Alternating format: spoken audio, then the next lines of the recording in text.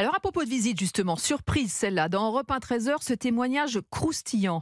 On est à 3 jours du choc France-Nouvelle-Zélande en ouverture de la Coupe du Monde de rugby. Les Blacks se préparent et se détendent du côté de Lyon. Une aubaine pour Hugo Boissin, c'est le patron du restaurant mexicain Le Piquin et il a vu débarquer 3 joueurs néo-zélandais affamés. Il n'est pas prêt d'oublier cette soirée. Écoutez-le.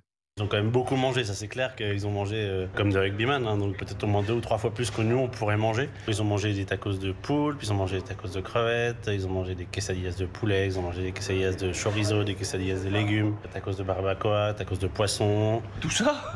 Tout ça, ouais. C'est vrai que c'est assez impressionnant parce qu'ils enchaînent, quoi. À peine ça arrivé à table, ils recommandaient tout de suite après. Ils ont quand même un corps à remplir, on va se dire. Et ils ont quand même un appétit en général assez large. Ils se mettent pas trop de limites, quoi. Ça s'arrête plus? Non, ça s'arrête plus, quoi. On se demande à quel moment ça va s'arrêter, on se demande à quel moment ils auront plus faim. J'avais un peu l'impression que c'était leur dernière sortie avant de rentrer dans le mondial, quoi. À la fin, quand ils sont partis, on a pris une photo, j'ai discuté 2 minutes avec eux, je leur ai souhaité bonne chance pour le match de vendredi. Avec un regard un peu rieur, il m'a dit Really, you mean it?